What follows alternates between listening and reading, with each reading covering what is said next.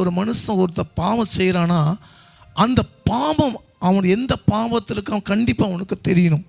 அந்த பாவத்தை தேவனிடத்தை சொல்லி அறிக்கை செய்து விட வேண்டும். இப்பேற்பட்ட அந்த பாவ இச்சையில் மாம்ச இச்சையில் இருக்கிறவர்கள் என்ன செய்யலாம்? உபவாசி ஜெபிக்கப்பட வேண்டும். பரிசுத்த வேதம் உபவாசம் இல்லாத இந்த ஜாதி விதை பிசாசு போகாது. உபவாசம் என்று மண்டாடி ஜெபிக்கும் போது அந்த பாவ கண்களை இச்சைகளை பரிசுத்தப்படுத்தி கொடுக்கும்.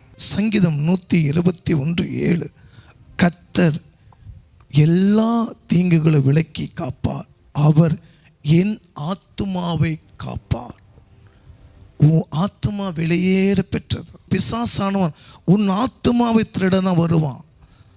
உனக்குள்ள இந்த பரிசுத்த ஆவியை எடுக்க தான் வருவான்.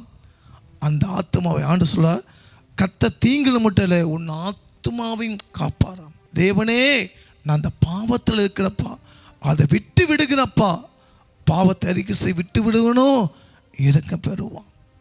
மீண்டும் அந்த தப்பு நம்ம செய்யக்கூடாது. இச்சை என்பது பரிசுத்த வேதாகமத்தை தேவனாக கொண்டு வருவதில் இது பிசாசாக கொண்டு வந்த இச்சைகள்.